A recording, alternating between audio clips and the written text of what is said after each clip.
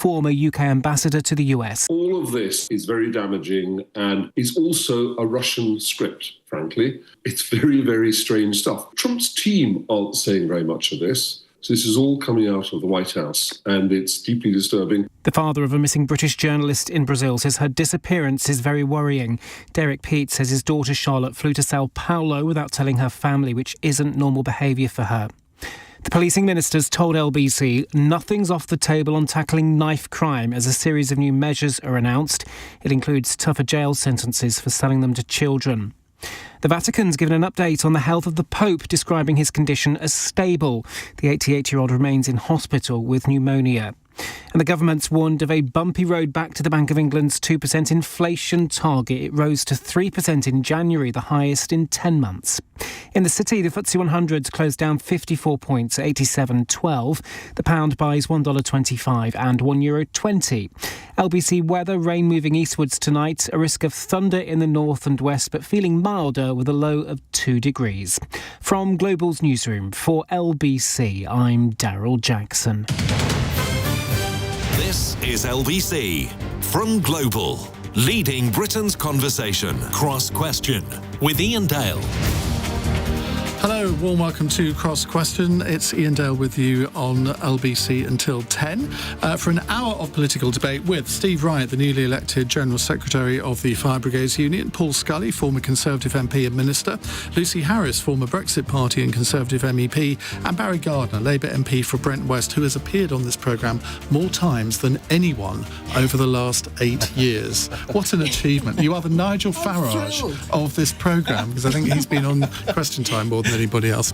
So we've got lots of calls lined up, but we'd love some more. 0345 6060 973, and you can text us on 84850, and of course watch us on Global Player. Call 0345 6060 973. Tweet at LBC. Text 84850. Cross Question with Iain Dale. This is LBC. Ben is a first-time caller in Derby. Ben, what would you like to ask? Yeah, hi. And I suppose it was just listening to the last caller, James, that rang in. He was so incensed. From my point of view, he's so disaligned to sort of where I'm thinking, and almost doesn't have the sort of the British values that I have. And it's how does somebody get the misinformation so badly when you can just read any paper to get the correct information? I just don't understand it in a world where information is readily available. Is he sort of a Putin apologist? I just don't know. I just was so incensed and I had to call up. Well, I'm glad you did, Ben, because I mean, I thought he was somebody who seemed on the face of it to be quite intelligent, very knowledgeable, and not someone I was going to have an absolute blazing row with, because often when people put some of the points of view that he puts, I'm afraid I just cannot accept what they're saying. So I thought it was probably best to remain calm at all times. But you say, well, why can't he get the correct information? Well, the answer is that, as you say, the correct information is out there, but people have got so many different outlets to choose from now that often they go to the wrong ones. And he was very reticent to tell me, apart from the Daily Telegraph, which publications he got this sort of information from. Paul Scully, let's start with you. How dangerous is this world of misinformation? Yeah, I can't actually hear the question, but I can see what you've got there. So my headphones aren't working, but just from what you're saying there, I can hear the fact when you're talking about misinformation. I used to be the tech minister that passed the online safety bill. And if you look at what is coming in streams and streams and streams through social media, whether it's Trump's Truth Social, whether it's X and these kind of things, there is a barrage of information, and algorithms work in such a way that, yeah, there's a load of information out there, but the filter actually pushes you back into confirmation bias. You just get what you want to hear, frankly. So I can sit, you in one corner of this room, Lucy in another corner of this room, Barry in another corner of this room, and whisper different things into your ears. You won't know what's being said. It's almost like sitting in 4 different pubs, having that sort of pub conversation. And X does what it does. Everyone's suddenly an expert, whether it's from virology, epidemiology, conflicts in Ukraine, what's going on in everything. Suddenly everyone becomes a world expert. And then when you've got this, that's now pervading our politics. And you get the sort of stuff that we've had this afternoon, which is an extraordinary tirade about the popularity of Zelensky, the amounts, it's the false information about the amounts that are going into and weaponry. That last caller was swallowing every word of it, sort of saying, well, Zelensky's really unpopular in Ukraine now. All the Ukrainian people want an election. It's a war. How do you know? Exactly. You know, he says American intelligence. I mean, the polling stations have been bombed. I mean, you know, where are you actually going to have an election? Who have you spoken to do this? Donald Trump talked about the fact he's put $350 billion into Ukraine. He hasn't. He's put 118, I think it is, billion, and Europe have put in more. So it's this idea that if you can't get those basic figures right, then and that's all documented, then it's not going to be good when people like Ben are just swallowing that. Barry. Look, we learned in Donald Trump's first time in office that he doesn't believe in there being one set of facts. You remember he said, well, there are alternative facts. And this is the world that he lives in. And unfortunately, it's taught America to deny all sorts of facts. It doesn't matter whether it's creationism against natural selection. It doesn't matter whether it's climate change and climate science. You choose the facts that you want. Now, what Donald Trump to be fair, come on, most politicians do that to an extent, but not as much as Donald Trump does. What I would say, Iain, is politicians tend to choose facts that will back up and bolster their side of the argument. They don't deny facts and then they ignore them sometimes. Absolutely. I'm not trying to make a case for politicians here. I'm just trying to say what's been going on. But what ultimately is going on here is a version of pork barrel politics that America so triumphs at, and that is Elon Musk needs the lithium. The lithium is there in Ukraine. Donald Trump is now saying that he wants to have these repayments through the chemicals and the metals that Ukraine has. And this is all about feeding that back into the person who bankrolled his whole campaign.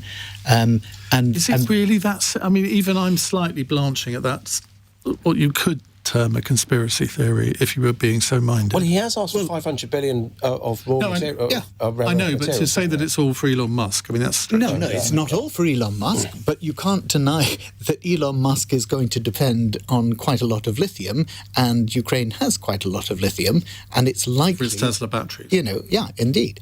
And therefore, there is clear interest here about... which is the interest of the person who is, it would seem, closest to this Isn't president. most of it in the Donbass, which the Russians control? Well, I don't know the mining location. I'm sure I read that in the Daily Telegraph, so it must be. Lucy? I think words are cheap for Donald Trump. He'll say what he needs to say to be in an advantageous position for the US. And I don't think this is necessarily for provocation. What I think it is probably chumming up as much as he can to Putin, to, if, as he says, he wants to end the war, he wants to end the death of, millions of, well, not millions, but tens of thousands, hundreds of thousands of Ukrainian soldiers and Russian soldiers. And if that's genuinely his goal, then he is going to do what he needs to say to chummy up to Putin to get the best deal possible in this way. Why does he need to do that? Because, I think Russia, he wants to be seen as... It's a big country, but it's not the all-powerful country that some people seem to think just because of its size. Its economy is smaller than Italy's. It's not doing well. I think there's also a personal thing for Donald Trump. He likes to be seen as the individual that has, created some sort of peace in the Middle East, or attempting to, or saying things to try and get there, or try and create some sort of, almost like a Jesus mentality around his political career. And I think there is a personal advantage for him to try and push this. But one of the points that I want to try and make about this is, we talk about disinformation and misinformation, what's true, what isn't true. And yes, everybody has their own political opinion. It is absolutely 100% that Russia is the aggressor. They absolutely went into Ukraine. There's no question about it. But it wouldn't matter who says what without a big platform. And we have to ask ourselves, why is it that Donald Trump has ended up with such a large platform? Why is it that all these people that apparently suddenly we don't agree with, well, some people don't agree with, have entered into this world where they can call the shots? It's because we've allowed them to create a platform and reach out to ordinary people and touch them in a way that they now understand and can sort of get on board with what they're saying. We've missed something, and that is why they're speaking to so many people. Steve? Yeah, well, I think if we're talking about misinformation, Donald Trump is a liar, and the words that come out of his mouth are hardly ever true. This is the man during the COVID pandemic talked about injecting people with bleach to get rid of COVID. I think it's highly outrageous what he's coming out with, the rhetoric that he's spouting, and I think it's worrying that the Prime Minister of this country has not come out and said anything yet. At my last check, he hasn't. I've seen Kemi Baden come out more damning of the Prime Minister and not so damning of Donald Trump. Well, she was quite damning of Donald Trump in what she said this afternoon. But, you've got to feel for Kir Starmer in a way, because he's going to visit Donald Trump next week. I mean, that has to be the most difficult trip that a British Prime Minister has made for many years. But what we're seeing is Donald Trump is prancing around the schoolyard as this big bully, and everyone's pandering to his tune, aren't they, at the moment? That's what I see at the moment. You've got potentially Kir Starmer sitting on the fence and not knowing which way to turn. What do you want Kir Starmer to do? Because it would be quite something for him to have a sort of Hugh Grant Love Actually moment and go into the White House and basically read what Donald Trump, the Riot Act. That's not going to happen. It's impossible for that to happen. Possibly not, but I think actually we want strong leadership. We've had too many people. Trump is going to sit across there and come out with these lies, but we've seen how that played out for us under Boris Johnson. I think we want a bit of leadership, actually. Let's bring another question into this. Bradley in Macclesfield has texted, is the war in Ukraine becoming America and Russia versus everybody else?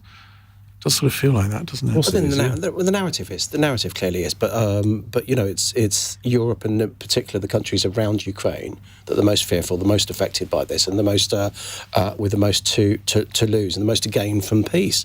What I think Kir Starmer should be reminding Donald Trump is not just about look, first of all, Europe does need to up its game in terms of defence spending and leaning into this a little bit more on that regard. But what he needs to be talking to Donald Trump about is not just you do not want to be strengthening Putin's hand, even though his economy is as small as you were describing. But it sends signals to other flashpoints around the world. You can imagine that the tension around Taiwan, for example, there is this combat fatigue, conflict fatigue, which we see in time and time again when people only have enough patience for one conflict at a time. And if I was China, the party in China, I'd be looking at what's happening in Russia and timing it almost to say, right, okay, fine, it's about 5 years, then we can whip into Taiwan and do what we want. If we do, we risk a global recession because of our dependence on semiconductors there. Look, on Monday, Europe rushed to the Elysee Palace to try and remain relevant. Then all attention turns to Saudi Arabia, where the real deal is appearing to go on. I think if there's the old saying, no decision about us without us, and that has to apply to Ukraine.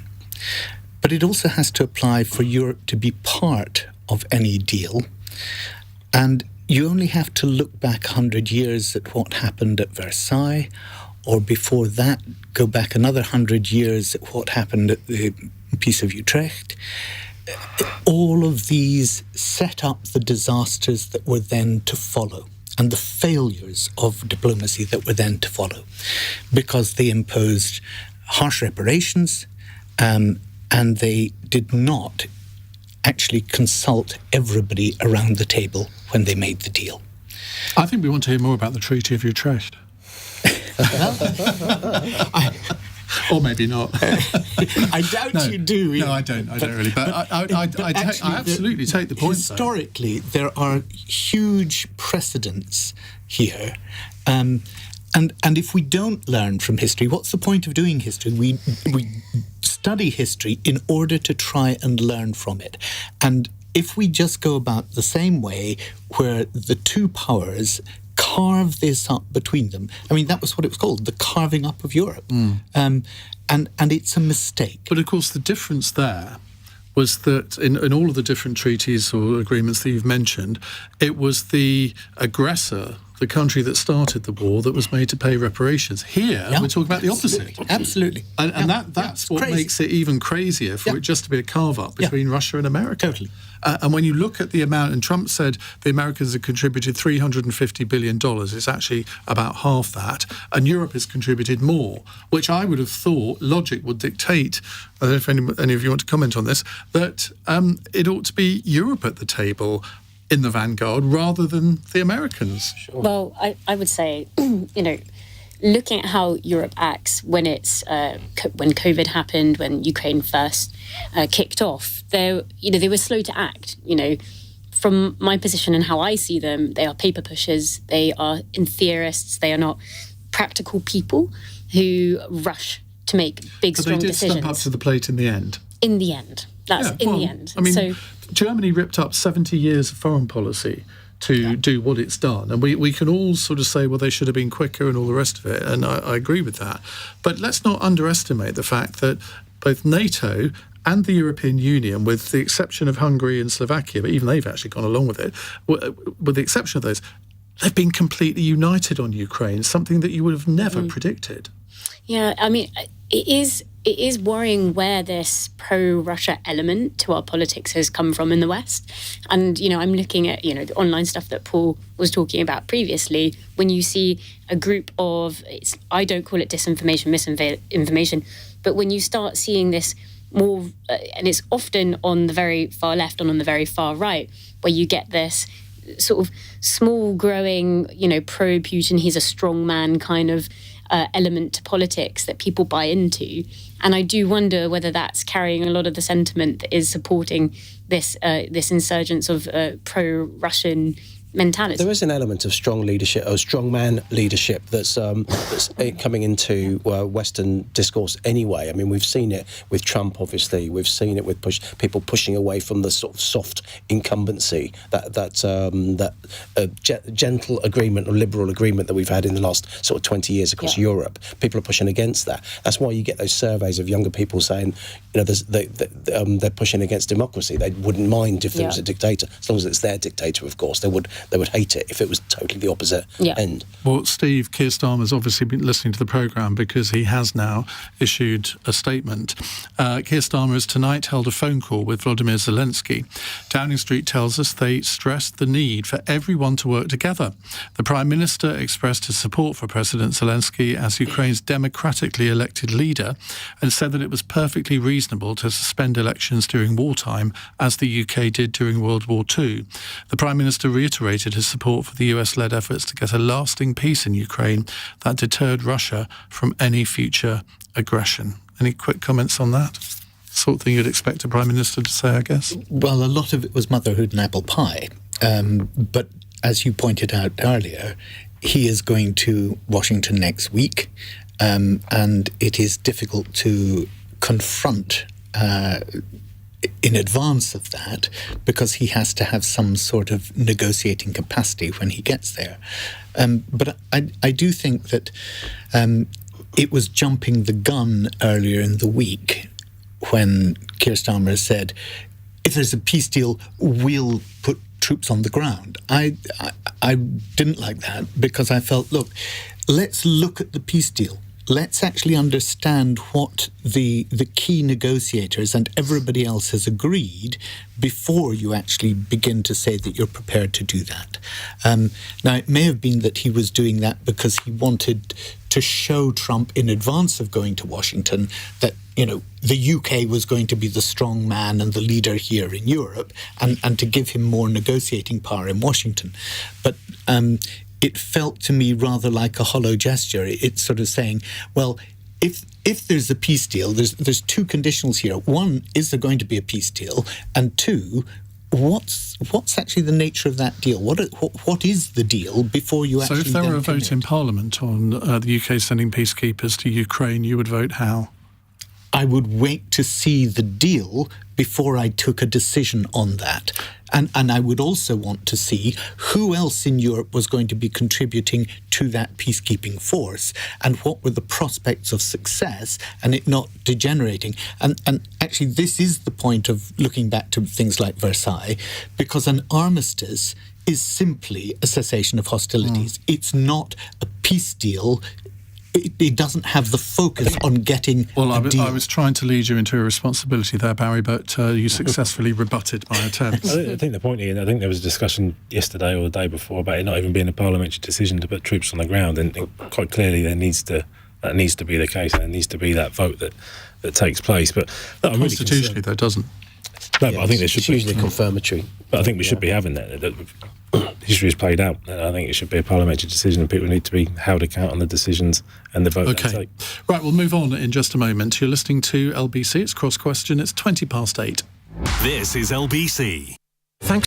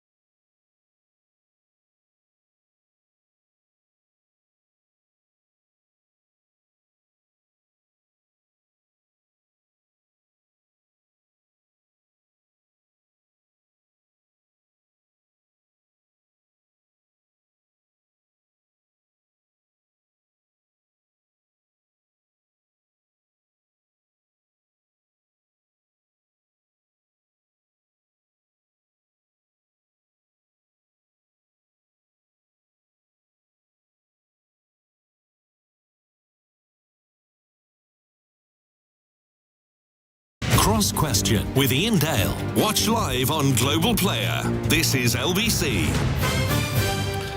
We have with us Steve Wright, the newly elected General Secretary of the Fire Brigades Union. You're very newly elected, Steve, aren't you? A couple of months ago. 5 weeks yesterday. Well, how are you finding it? It's been great. It's a great honour to be elected the ninth General Secretary of the Union. I come from a family of firefighters. My son's a firefighter. And I've got some priorities that I want to... It's one of those professions, do you call it profession? Yeah. That's kind of hereditary, isn't it? So and there aren't many of those left in our society. No, I think you're right. My dad was a firefighter for 30 years and my son joined last year. So, 3 generations in our family. Kudos to you all.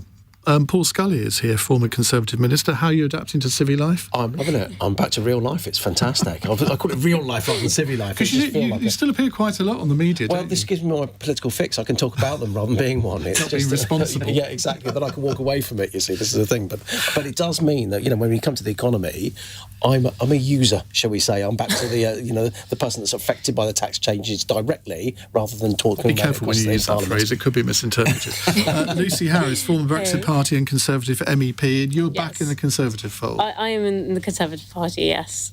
Why? Why?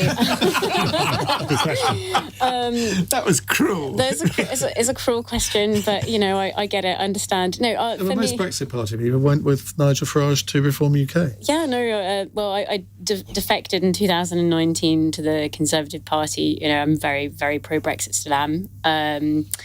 Obviously could have gone a bit better, but for me it was always about ordinary people and sticking up for what they voted for. And to me, that's what politics is all about. And looking at how everything is unfolding now, I feel that a lot of the parties have dropped the ball. There was a promise made to ordinary people, and I still feel that is yet to be properly realised. I don't think you should use that phrase, ordinary people. Nobody thinks... Oh, no, OK. Well, I mean, I don't think of myself as ordinary. I don't think you're ordinary. Thank you very much. That's the best compliment I'm likely to get. We're all quirky. Barry Gardner is Labour MP for Brent West, and you've never floated with other parties, have you? No. never likely to. No. Set in your ways. Right, let's go to another question. It's from Andrew in Fulham. The Chancellor appeared surprised and disappointed by the rise today in inflation to 3%, but this was stoked mainly by recent government actions, including the VAT increase in private schools and public sector pay increases. Most businesses already know the increase in NI, and the minimum wage will further increase inflation from April. If Rachel Reeves is surprised again when inflation increases significantly, should she go, as it clearly shows that she doesn't know what she is doing? Barry. I thought you might come to me first on that one. Look, it's hugely disappointing that inflation's gone up, but to a certain extent it was predictable. I think there are two elements of good news that I will try and snatch out of the fire of inflation. One is that wage levels are rising faster, and therefore the way in which people will feel that at the end of the week in their wage packet is not going to be as great as it would otherwise be, but it still will be felt. And the other, not in the future, it won't be, though, will it? This is a sort of retrospective. Of course, as you go forward. The other is that as a result of that, it will make repayment of the interest on debt slightly easier, because with inflation, the money that's being paid back is devalued. So, but those are only slight, straws that I'm clutching. Do you accept that many of the measures that Rachel Reeves has taken have been inflationary? Yes, I do. Yeah, and look, many of them. In fact, you may remember that before the budget, I was asked about whether they'd put up employers' NIC. And I said, well, look, I can see why superficially it would be attractive. It's about $3 billion, but it would be shooting yourself in the foot, because ultimately public sector wage bills bears a huge proportion of that. And obviously it will also disincentivize employers to take on more people. So it's going to be a cost that's fed through ultimately to our disadvantage. And now, I said that 3 weeks before, thinking that, I could see why superficially it might be attractive to do it, but I thought she would not do it, but she did. But if you're a Chancellor who says repeatedly, as the Prime Minister has done, that it's growth, growth, growth, the equivalent of drill, baby, drill, I guess, and then you introduce policies which consistently essentially attack growth, I mean, you can't be surprised at these outcomes. Well, I have a number of disagreements with the way in which the economy is being handled. I agree that we need growth, but we need growth that is going to be dispersed to everyone in our society, and not growth that is simply going to be accumulated at the top end of the wealthiest people in our society. And that, to me, is the biggest issue. Okay. If we actually had people, who are doing two jobs, not then having, as one single mother on television today was saying she had to, she is on universal credit even though she is doing two jobs. Why is it that we are subsidising the wage bills of those companies to such an extent that we, the population, say it's not enough for her to live on doing those two jobs? Well, if only we had Gordon Brown here to answer that question, because it's basically his fault through his use of tax credits when he was Chancellor. But that opens up a whole new argument. It does rather, doesn't it? Lucy Harris. Well, this is the era of Labour austerity, whether they like it or not. They will have to make some cuts, whether that's to benefits, whether that's to the civil service and the public spending. They have to make some cuts. They know it. Or they have to raise more taxes, which is going to be inflationary as well. They're in a rock and a hard place, and they're never going to be seen as the good guys in this era, ever, when it comes to the economics of the situation. But also, Rachel Reeves hasn't helped herself. She's done so many things. She's increased the debt bill. She's rigging the rules to take on more debt. she's making it harder for herself. And I just don't think that the Labour Party have it in them to make strong decisions that is going to bring down any of this debt or increase growth. And when we talk about growth, do we talk about GDP or GDP per capita? It was interesting that Barry was talking about growth for everybody. And GDP, if you were to measure it, that takes in gross domestic product, that is the measurement for everybody. But I think it should be changed to GDP per capita, and it looks at how rich an individual is. And it ignores, immigration, because then it starts thinking about how rich, Ian, have you got? How's the average person has got? Rich. You're filthy rich. Well, I know who's buying drinks next. It's you, buddy. I'm not paying. I never pay. So that I think that's how we have to change our mindset, and I think the OBR has to change its mindset. I think those who are dealing with economics in general in the Treasury, they have to start thinking, does this make the individual richer? And that is the only way that we can properly get a good sight of whether we are going to get out of this inflationary hole, and whether as products get more expensive, are we seeing a benefit to them? And that's the only way to measure it. Steve? Yeah, look, I think Barry summed it up. It's working people that are suffering now, and one way of boosting the economy, and when you look back 7 months ago, people voted for change, and I think the change that the Labour government and Rachel Reeves could start enacting some of that and boosting the economy is putting money in workers' pockets, because that is a way of boosting economies. We know that if they're going to give the money to the richest in society, the 1 billion, they're going to hide their money away in tax havens and the Cayman Islands. Actually, let's put wages back in workers' pockets, allow unions to organise in workplaces up and down the country, allow collective bargaining to take place, put the money back there, and then that'll be spent in the communities. I think that's the change that people are calling out for. People have been suffering for 14, 15 years of austerity. Firefighters have been suffering for 14 years of austerity. There's been too many cuts. We need to start investing in the public services, investing in workers in this country, and then start putting the money back in our communities. Paul Scully. They did vote for change, but it was a negative vote. It was a vote against the Conservative Party, the government that I was then part of, rather than a positive change. And Labour came in, they were blaming us for 14 years as they saw it largely failure, but they hadn't spent those 14 years with coming up with solutions, and they were found wanting. They came in not really knowing what to do. It took a long time. I'm not sure they've actually adjusted out of opposition yet. But then you have this relatively complex position about inflation at the moment, because it is stagflation. It's not the Bank of England. I was at a Bank of England event earlier on in the week when they only have one lever. They have interest rates, and you normally change interest rates, keep interest rates high to dampen down an overheating economy. We clearly don't have an overheating economy. I wish that we did. So why are interest rates still so high? Well, that's the problem, because you've effectively got the Bank of England, who only have this one lever. They have one target, one lever to pull to do it, and they can't do anything else. That's all they've been instructed to do. So you're then reliant on the government to do all the fiscal stuff and spending around that.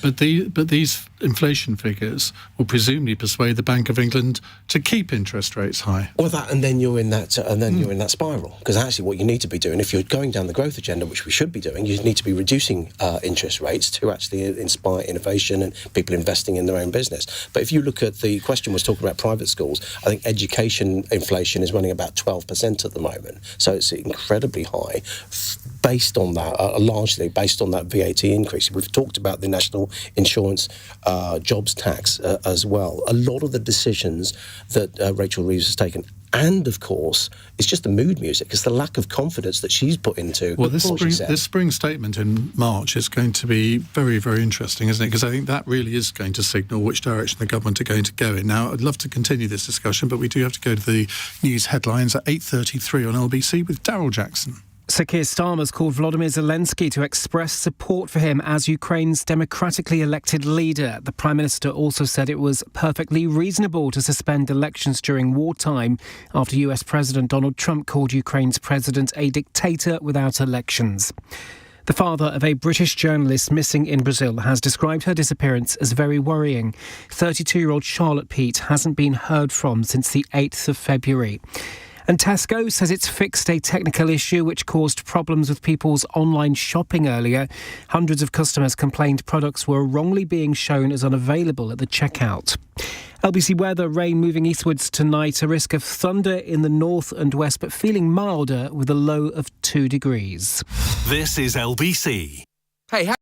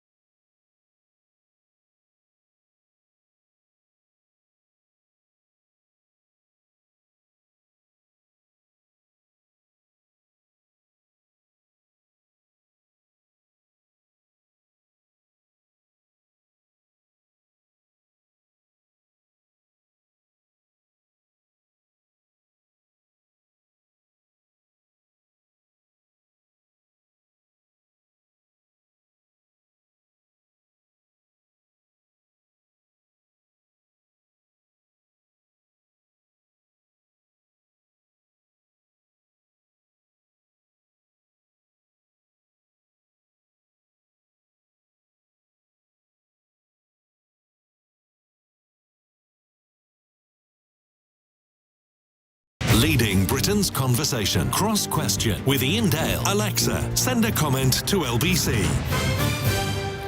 8:37 on LBC. Steve Wright, Paul Scully, Lucy Harris and Barry Gardner are with us answering your questions. Here's a text question from Harry in Islington. MPs are now trying to tell us this country is ageist and society is against older people. As I pay their triple lock pensions, social care costs and everything else, are these MPs for real? Now, the Women and Equalities Committee's new report warns that ageist stereotyping has seen portrayals of wealth-hoarding boomers, that's me, by the way, become highly prevalent across all media in the UK, creating a significant ageism problem within our society. Iain, you've got to stop laughing. I know. And I'm not going to come to you first because I have done before. Steve, let's come to you. I did see this story earlier and did discuss it with a couple of people. I'm not sure. I think I don't know. I don't really got much of a comment on to. Do you think that society in general is now so youth oriented that old people don't get a fair crack of the whip, even though if you look at sort of the wealth that they have accumulated over the years, it's something that maybe Generation Z or Z or whatever can only dream of? Possibly. I don't know. I suppose the dealings I've had with firefighters and pensions, I don't think they're doing particularly well. We've had our pensions robbed by the Conservative government back in the day. So I don't know. I'm not sure people are doing particularly well out there. Working class people, I think, are struggling. We've seen the cost of food going up, the cost of fuel going up, energy bills going through the roof. The people that I'm mixing with are not telling me that they're in this boom period and the boomers that are doing that well, that their sons and daughters aren't. But I've got a 20-year-old son who probably is struggling and may say something quite different, I assume. He just comes to the bank of dad. Possibly. Paul Scully, now you're far too young to be a boomer. Oh, you're very kind. I think it's more of an intergenerational division. Because, young people have always had a go at older people. It's difficult for older people in their 50s, which is my age, Ian, to get back into work and those kind of things after career breaks or such like. I remember after the Brexit vote, a lot of younger Remainers were saying, they're all going to be dead soon, and just writing off the older generation that might have voted Brexit. But on the other hand, this is what I mean about intergenerational, it works the same way, the opposite way, because in politics, you're right, the triple lock pension has been focused on, in particular by the Conservatives, when we didn't talk enough about housing, we didn't talk enough about the difficulties that younger people have on their aspirations to just get into family life. The aspiration of home ownership, where you might have owned a home by 30, you'd be lucky, especially in London and South East, to ever own one, or maybe in your 50s at best. Lucy? Well, I don't want to make any assumptions, but as the youngest person on the panel, I think there is definitely a little bit of a gripe, I think, with the younger generations, the older generation, particularly when you have the conversations about why can't you just buy a house. I remember back in the day when I was talking to my father about getting a home in London, he's like, well, can't you buy here? And there's no concept of just how expensive things are and how much you have to be able to earn to even get your foot through the door, and how much you have to be able to save as well. And I think a lot of young people just like, you know what, it's not going to happen for me. I'm just going to spend my money on travel, on things that make me happy, and they live in the now. And that's very much perpetuated by social media, and they have a massive difference to the older generation who saved, who are very much sort of long-term minded. I think there's a short-termism and a long-termism here. Let's do a straw poll. How old was each person on the panel when you bought your first house? Barry? 27. I was 27. Lucy? 30. One. Paul? 22. 22. Steve? 33, I think. I'm not sure what conclusion to draw from that particularly, but it was interesting nevertheless. Now to my fellow boomer, Barry. Young people have been completely pasted by our generation. If you think that we had free education right the way through university, they have not. They're still paying back their debt from paying for their education until they're God knows how old. They can't buy a house because they're being told by the banks, oh, no, even with the two of you, you don't get 4.5 times salary, and that's all we'll lend you. You can't afford it. And then they turn around to the bank manager and say, for goodness sake, we're already paying what you would charge us in mortgage to pay the rent every month, and we've been doing it for 3 years. Why don't you listen to us? And the bank says, no, you're a bad risk. Climate change, you name it, we have absolutely milked our way through life, and they are suffering the costs of it. But it seems to me that what this was about was not have we had it so good and they not. It was, I think the word you used was, or the committee used, was ageism. And that's different. It suggests sexism, racism, ageism. It's a dislike or a dismissal of older people. And I think actually there may be within the workforce a sense that we're not going to employ somebody in their 50s, even though they may have shown that they can hold down a job for the past 30 years. We want a younger person. And if that's the ageism that the committee is talking about, and I don't know, I haven't read the report, then it seems to me there is a truth there. I know that actually I was recently advertising for a position, and we put specially on it, it might suit somebody with caring responsibilities. That legally, that's what we asked, what we could say, because I thought it might suit somebody who was, in their 50s or 60s, but actually had caring responsibilities for their own parents who wanted to do that work, but had a lot of experience behind them. And I think it's difficult for those people sometimes to actually get jobs because they're seen as, they're past it, let's go for a younger person. And if that's the ageism that the committee's talking about, then I think there's probably something there. just on the mortgage front, somebody I was talking to the other day, they earn about $90,000 a year. They wanted a £400,000 mortgage, and they were turned down. And you think, well, what do you need to earn to get that? And a 400,000, I mean, okay, I think the average house price at the moment is just under 300, so it wasn't it wasn't being But in London, it's not. Oh, no, absolutely. In London, you'd be 350 for an average one-bed, two-bed apartment. On that depressing note, let's take a break. It's 8:45. This is LBC. Watch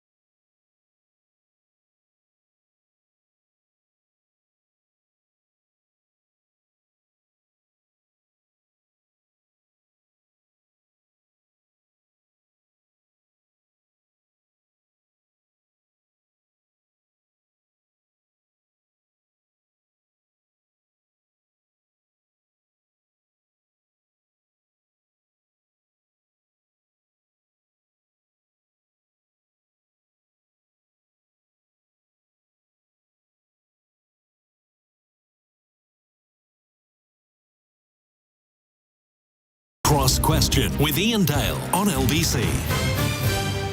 It's 8:47 on LBC. Just to tell you, after 9, we're going to be talking about early onset dementia, because the former GMTV presenter Fiona Phillips is writing a book about her life with Alzheimer's. And I want to ask you what experience of that you have, either personally or within your family, because it's one of those things that we probably don't talk about often enough. But more and more people are suffering from early onset dementia. I was watching an interview with a rugby player the other day, 40 years old. It's unbelievable. Anyway, that's coming up after 9. We have Steve Wright, Paul Scully, Lucy Harris and Barry Gardner with us answering your questions. Carlin Finchley says, how can the BBC possibly think it's acceptable to put a child of a Hamas minister in a documentary about this war? What does this say about the BBC's attitude to so-called fair journalism? Are you all aware of this documentary that was transmitted last night, where a 13-year-old, it turns out that the 13-year-old narrator of the documentary, who featured in it quite a lot, was actually the son of the Deputy Minister for Agriculture from Hamas. And the BBC seemed to think that's okay. Lucy? Yeah, I mean, I saw this and I just thought, I think the BBC's response was, the parents didn't have any influence on the actual interviewees, and that, there were a lot of people involved that I'm just parroting what they've said, but I disbelieve it entirely, that were anti-Hamas. But it beggars belief that they would allow this to get through the net, and they continuously do this. They invite people on the BBC who are just seen as ordinary, impartial people, but you dig just below the surface and you find out that they are actually, you know, part of the Labour Party, or they're friends with a mate who has... You're not equating the Labour Party we are with Hamas, are you? ordinary, everyday people. But I mean, from the party itself, they're being passed off as, you know, an impartial voice when they're not an impartial voice, and that's my point. And you see this quite a lot with the BBC, and I think either the researchers aren't doing a thorough job, or there is an agenda at hand. And for me, this looks like an agenda at hand. Steve? Yeah, I think we always want from broadcasters, we want a fair and balanced report, and I don't know the ins and outs of it, but I do know a number of people that have watched the documentary that went out Monday night, and I think it's harrowing, the humanitarian crisis that has played out over the past few years, and we can't lose sight of that. Whether there is any angle on it from the BBC, I'm not sure, but from the people I spoke to that have seen it, colleagues of mine, that the destruction has been caused, and the pain, and whoever the child's father is or isn't, many children have been killed there, and it is an outrage that it is still the position that we find ourselves in with it. So. But there was apparently, I didn't watch it, so I can't really comment, but I'm told there was no context as to why the bombing had taken place, nothing about October the 7th. And okay, if you're making a documentary with a particular viewpoint, fine, make that clear at the beginning, but I don't think that's what happened here. Paul? No, I think you're absolutely right. I heard some of your broadcast in the last hour, and you were absolutely right when you said this isn't acceptable. And if they were led down the garden path, they should fess up to that and say, we made a mistake. Steve's absolutely right. The fact that the scenes coming out of Gaza are horrendous, very tragic. There's so many people died. This is two-sided. Obviously, there is destruction from Hamas as there is from Israel as well. And if you remember a previous conflict, there were journalists that were at the time allowed into Gaza. They were actually being directed by Hamas at gunpoint, effectively. If you stray away from what we are telling you and the path what we are showing you, then I can't guarantee your safety. That sort of mafiosi style approach to it. So we knew that was the case. And so when you're coming up with something that's seemingly independent, they wouldn't have known that context. Barry? Look, with our journalism, what we want to hear all sides, but we want to know who those sides are. And therefore, if there was a covering up of who this individual was, I don't know the story, I didn't watch the documentary, but if they were purporting to have somebody who was objective and unbiased, and in fact it was somebody who was connected with a terrorist organisation, then that's clearly bad journalism. But let us not move, which I think Paul was in danger of doing there, to some equivalence here in terms of the violence that has gone on and the killings that have gone on. This didn't start on October the 7th. It's been going on for a very long time, and Israel has obligations in international law as an occupying power. With respect, we're not going to get into the whole whys and wherefores of this conflict because we don't have time. That's so if fine. We can concentrate on this aspect. Fine. Well, in that case, I've said my piece. I think that it should be that any journalist is open about who their sources are, does not try and conceal in order to manipulate the audience. And that's as important whether that is somebody on the left or the right. Right, let's go to Claudia in Broadstairs in Kent. Does the panel think that a ban on all under-18s buying knives would make any improvement on our dire knife crime situation? Now, new measures labelled Ronan's Law after Ronan Kanda, a 16-year-old stabbed to death with a knife which was bought online in 2022, have come into force today, with the new rules including tougher penalties for retailers who sell knives to under-18s. There are also concerns about how easy it is for under-18s to get around online age verification checks. Barry, I'm going to come to you because you're a London MP, and I suspect that you see more of this than maybe Paul did in his constituency, but I'm sure that there were issues there as well. So let's start with you. Look, it's horrendous, and when you have to sit down with families who've either been victims or affected by this, it's absolutely appalling. We all have them in our kitchen. Yes, we should make sure that they cannot be sold to underage kids who are going in. And these are not just, very often, not just kitchen knives. These are things that are clearly intended to be aggressive and for conflict.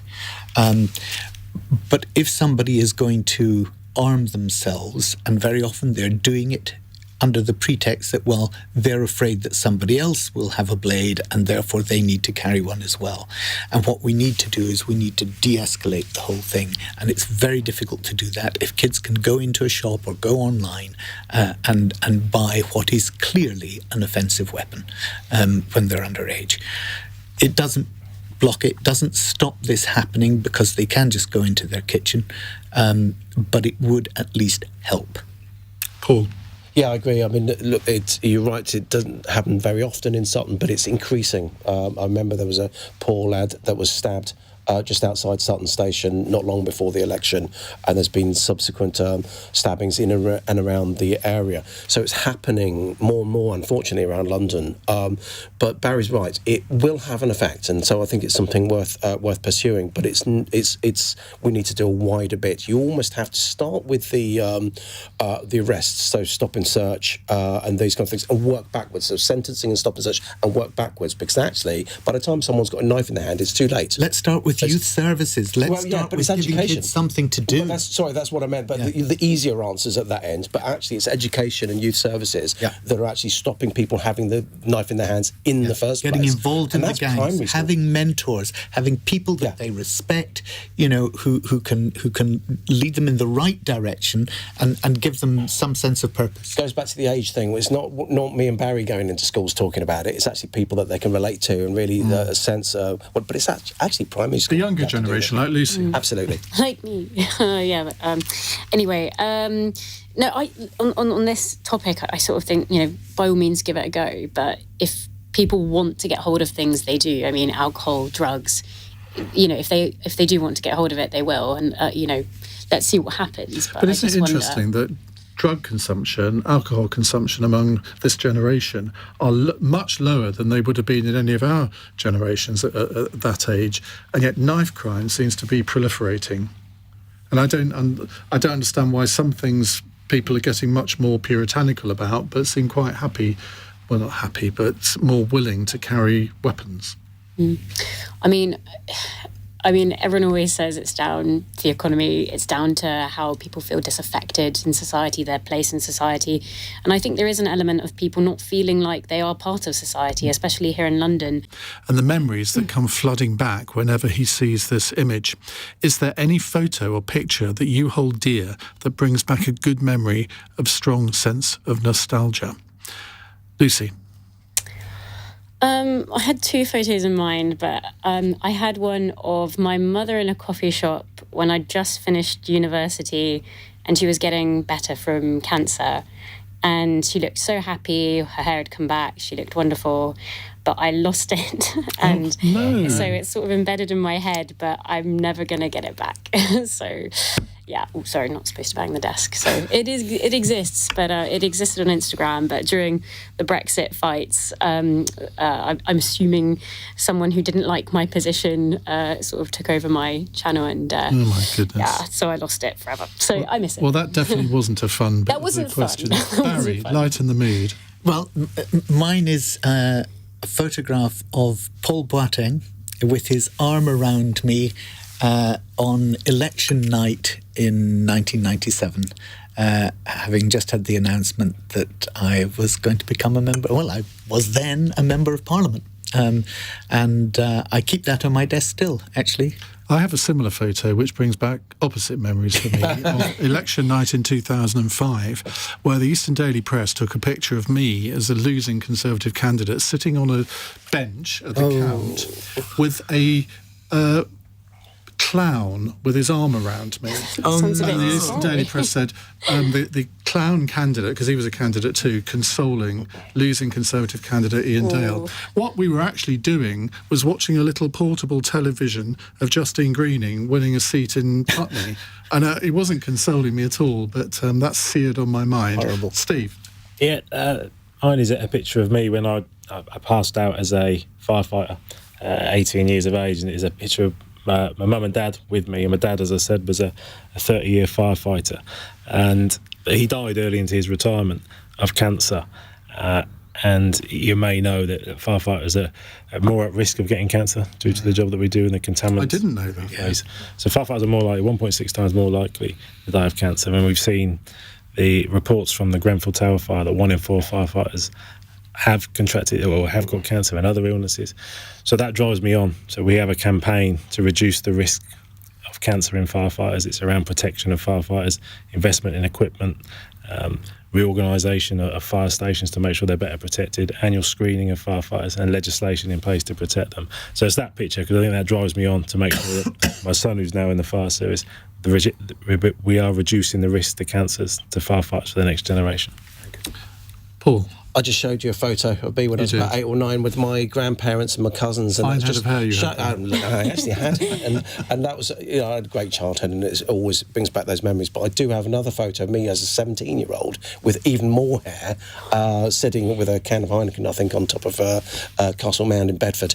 That was a great year, and it just brings back some really happy memories. Happy days.